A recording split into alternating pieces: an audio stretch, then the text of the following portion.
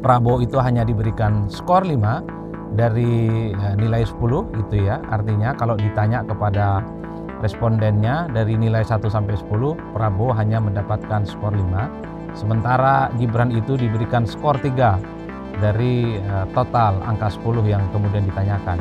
Karena yang diwawancara itu adalah orang-orang biasa dan belum tentu adalah mereka yang ahli, belum tentu mereka punya pengetahuan informasi politik, hasilnya itu belum tentu dianggap mencerminkan bagaimana persepsi orang yang ngerti terhadap pemerintahan Prabowo dan Gibran di 100 hari mereka.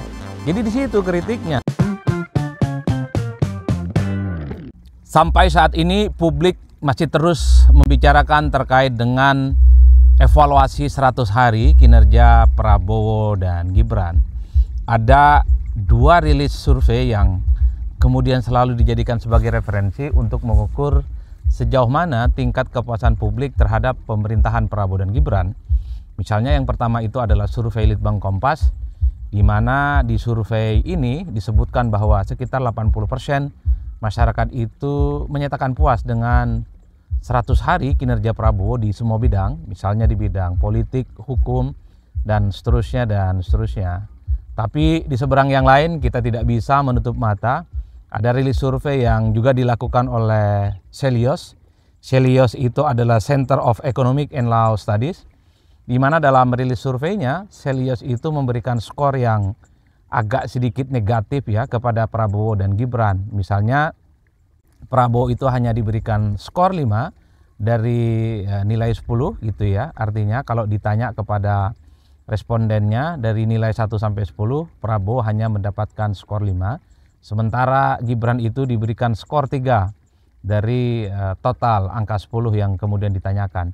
Jadi ini yang saya kira adalah 2 informasi politik yang sering dijadikan sebagai guidance ya oleh publik, oleh para pekerja politik, oleh akademisi dan pegiat demokrasi untuk melihat sejauh mana tingkat kepuasan publik atau approval rating terhadap pemerintahan Prabowo dan Gibran. Ya tentu per hari ini terbelah. Kalau Anda berada di pihaknya Prabowo dan Gibran, tentu akan menjadikan survei Litbang Kompas sebagai guidance bahwa apresiasi publik kepada pemerintahan Prabowo dan Gibran itu ya sangat positif. Tapi sebaliknya, kalau Anda berada di pihak-pihak yang kritis, pihak-pihak yang selama ini cukup kecewa dengan pemerintah, tentu akan menjadikan survei Celios itu sebagai referensi untuk menyampaikan argumentasi-argumentasi bahwa Prabowo dan Gibran adalah pemimpin yang masih belum layak untuk diberikan apresiasi. Tapi di luar itu semua, saya ingin menyampaikan satu hal yang saya kira secara prinsip untuk kita ketahui bersama. Apa itu? Adalah soal metodologi survei yang dilakukan oleh Kompas ataupun Celios. Nah, survei yang dilakukan oleh Kompas ini adalah survei kuantitatif. Sering juga disebut dengan survei opini publik. Apa itu survei opini publik? Adalah survei yang tentu saja di mana dalam metodologinya adalah mewawancarai semacam sampel dari keseluruhan populasi. Misalnya kalau penduduk kita di seluruh Indonesia itu jumlahnya adalah secara total 270 juta, maka Kompas itu hanya mengambil misalnya 1000 sampel atau 1000 orang yang diwawancara oleh mereka. Tapi secara metodologi 1000 orang yang diwawancara oleh Litbang Kompas ini adalah mereka yang bisa dianggap sebagai representatif, dianggap mewakili keseluruhan pendapat dan persepsi seluruh rakyat Indonesia. Karena dari 1000 yang diwawancara oleh Kompas itu adalah mereka yang sudah diambil secara random, sudah diambil secara proporsional tergantung jumlah populasi di setiap tempat dan di sebuah provinsi. Jadi secara metodologi apa yang dilakukan oleh Kompas itu yang disebut dengan kuantitatif ya. Makanya angka-angkanya itu berupa persentase-persentase yang dalam angka-angka statistik dalam ilmu-ilmu survei itu dianggap sebagai bagian dari representasi dan mewakili seluruh persepsi dan pendapat masyarakat secara umum. Dari 1000 orang yang disurvei oleh Kompas, semua itu memiliki kesempatan yang sama. Tapi mereka itu minimal umurnya 17 tahun ke atas kira-kira begitu. Memiliki kesempatan yang sama, tidak peduli apa sukunya, tidak peduli apa agamanya, tidak peduli apakah dia punya pengetahuan ataupun tidak, apakah dia seorang ahli ataupun tidak. Yang jelas dia umurnya 17 tahun ke atas, dalam metodologi yang diambil, dalam random sampling yang dilakukan oleh Kompas, semua memiliki kesempatan yang sama ditanya dan untuk diwawancara bagaimana pendapat mereka terkait dengan pemerintahan Prabowo dan Gibran. Itulah yang kemudian disebut dengan survei opini publik, yang sering juga disebut dengan survei-survei yang berbasiskan kuantitatif. Nah, agak berbeda dengan survei Celios. Kalau tidak salah, metodologi yang digunakan dalam survei Celios ini kan berdasarkan pendapat para ahli, yang disebut juga sebagai expert judgment. Artinya apa? Yang disurvei ataupun yang diwawancara oleh Celios itu adalah mereka yang dinilai ahli. Siapa mereka? Adalah kalangan-kalangan jurnalis, baik jurnalis media online, media cetak, ataupun media-media mainstream.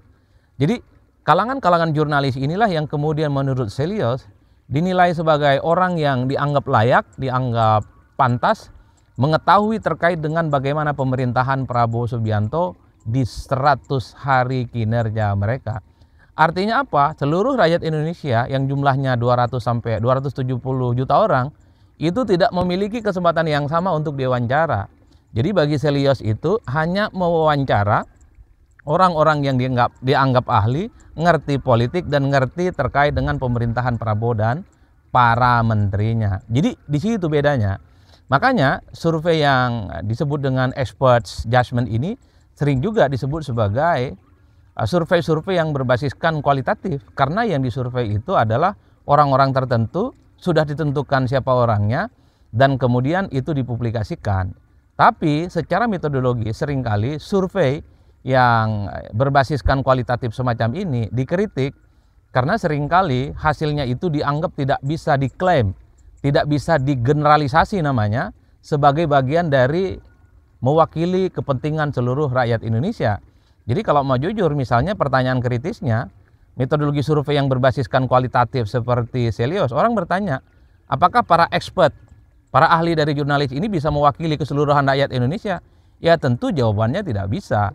Karena memang kalau mau jujur, survei kualitatif itu hanya bisa diklaim bahwa survei yang dilakukan itu adalah mewakili kelompok-kelompok yang hanya mewakili pengetahuan terkait dengan politik, pemilu, termasuk soal pengetahuan mereka terhadap pemerintahan Prabowo dan Gibran. Jadi di situ nilai kritiknya terhadap survei-survei kualitatif seperti yang dilakukan oleh kawan-kawan Celios ini. Begitupun dengan survei Litbang Kompas yang kuantitatif, bukannya mereka tanpa kritik ya. Salah satu kritiknya adalah survei yang dilakukan kuantitatif, karena yang diwawancara itu adalah orang-orang biasa dan belum tentu adalah mereka yang ahli, belum tentu mereka punya pengetahuan informasi politik. Hasilnya itu belum tentu dianggap mencerminkan bagaimana persepsi orang yang ngerti terhadap pemerintahan Prabowo dan Gibran di 100 hari mereka.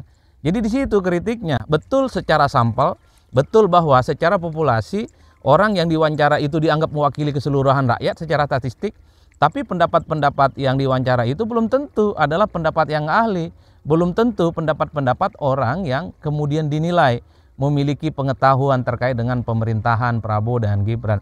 Jadi itu adalah dua distingsi yang saya kira memang dalam tradisi riset politik itu berbeda-beda. Jadi mazhab kuantitatif survei opini publik seperti yang dilakukan oleh Kompas, saya kira memang sejak dulu itu sudah ada pengikutnya, ada jamaahnya, dan ada juga yang sampai hari ini masih menjadikan survei opini publik seperti Kompas adalah satu-satunya petunjuk untuk mencuplik bagaimana pendapat masyarakat secara umum. Tapi pada saat yang bersamaan kita juga tidak bisa menutup mata bahwa survei kualitatif, terutama yang didasarkan atas survei terhadap mereka yang dianggap mengerti persoalan, survei terhadap orang-orang yang dianggap ahli, juga sering dipakai untuk mengukur bagaimana para ahli itu melihat potret ya, persepsi dan pendapat di kalangan mereka terhadap satu pemerintahan dan satu rezim. Sama-sama sah secara metodologi, sama-sama ada mazhabnya, dan sama-sama ada kuliahnya, dan tentu saja sama-sama ada pendukungnya di antara dua mazhab survei ini. Terserah Anda lebih cocok yang mana? Apakah survei opini publik seperti yang dilakukan oleh Kompas, atau survei-survei opini publik yang dilakukan oleh lembaga survei, termasuk yang sering kita lakukan di Parameter, atau Anda lebih memilih survei yang didasarkan pada pendapat-pendapat ahli? di atas segala-galanya, biasanya posisi politik itu sangat menentukan di mana letak kita terkait dengan hasil survei. Kalau Anda suasana hatinya itu anti pemerintah, anti rezim, maka Anda itu akan lebih condong kepada surveinya Silios.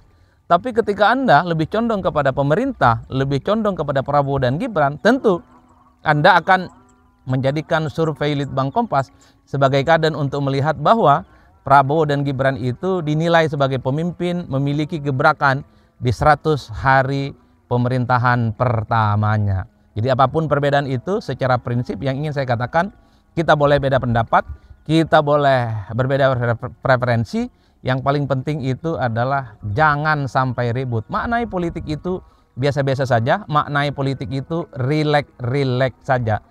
Salam politik syai'un, pastinya mantap, semantap-mantapnya.